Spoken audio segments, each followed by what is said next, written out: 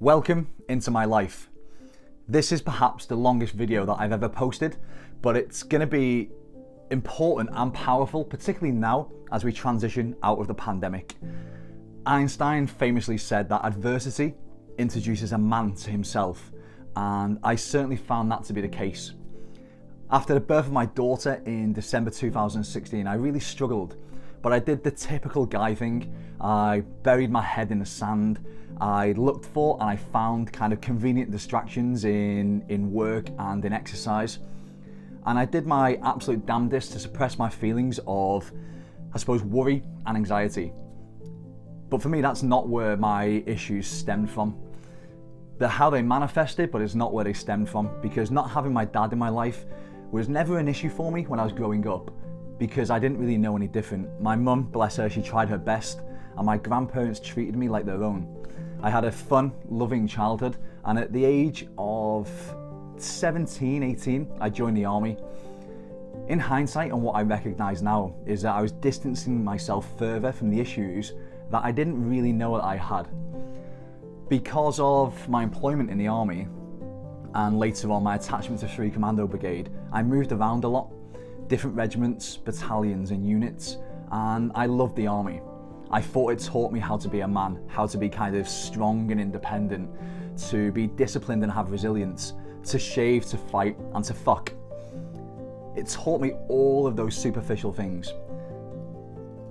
But it also taught me how to manipulate myself, how to detach and stonewall my emotions, and I suppose how to hide all of my insecurities whilst making myself look perfect at the same time. And my masks were, I suppose, my uniform and my rank. And for a young man whose deepest fear, fueled by my absent father, my deepest fear is rejection, it gave me this, I suppose, tangible and strong sense of identity. It gave me a purpose when before perhaps I'd never had one. Fast forward in 2012, after 11 and a half years of service, I left the forces in a senior position as an award-winning Army Commando training instructor. And the year before, I'd married the love of my life, my wife Rachel, and we had our first child in December 2016, as I mentioned previously. Kind of by May 2017, I can only describe it as some kind of breakdown is what I'd experienced. We separated, it was painful, it was messy. I was secretly tearful every day, but I hid it behind this stoic mask. And as Orwell said, he said, he wears a mask and his face grows to fit it. And that's exactly what I did. I put these masks of masculinity on and I hid everything that was going on in my life. We separated for about 8 months, and co-parenting a baby and going through the preliminary stage of divorce was really shit. And the worst day of my life, I'll never forget it, was Christmas Day 2017, but it's also the day that my life took a different path. Call it fate or serendipity, call it what you like, but here's kind of an overview of my different path, because on that Christmas Day, I went for a long, lonely run, and when I got back, I opened a bottle of red and then another bottle, and I've been gifted a book by a friend, but secretly I had no intention of reading it because I knew it was from a spiritual perspective, and at this point in my life, I had no capacity for anything spiritual. But far from sober, probably quite pissed actually, I opened the book, and it was called Untethered Soul by an American author called Michael Singer, and I learned in that book very, very quickly that I didn't have to listen to my inner voice, that constant critic that was always reminding myself of where I wasn't good enough or how I could have done better, and always highlighting kind of the pains of my past and the fears of my future. Next, my wife and I, we started talking again, and we naively booked a holiday to the Maldives to I suppose make or break our marriage. And while we were there, I struck up, I should say, he struck up a conversation with me. I met a guy on the beach, and he engaged me in conversation, but what he said was so profound, his words were so profound, that it undoubtedly changed the direction of my life. And if you ever hear me speak, or you ever work with me, I'll share with you what this guy said.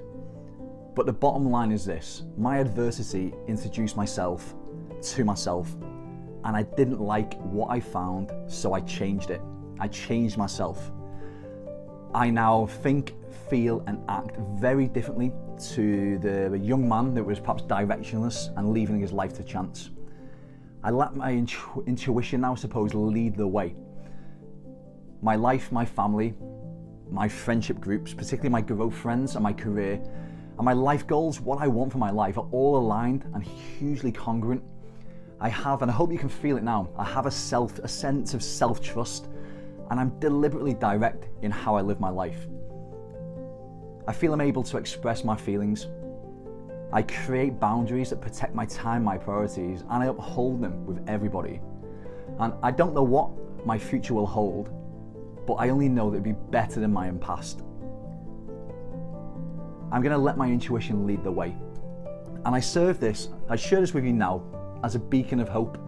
It's for any man out there that is in that kind of messy middle phase of his life or that's struggling post-pandemic. It's for any wife that sees her husband struggling or is concerned about how he's heading or where he's heading or how he's living his life. It's for any friend that sees that their friends have become distant and lonely. And it's for any sibling that sees that their brother is kind of gone insular and he's on his own. My message is simple, and it's to every man out there. If I can change, so can you. If I can change, so can you. And there's much, much more to my story, but right now, at this stage in my life, and with all the shit that's going on around the world, this is all I feel like sharing. Thank you for taking the time to listen to my story.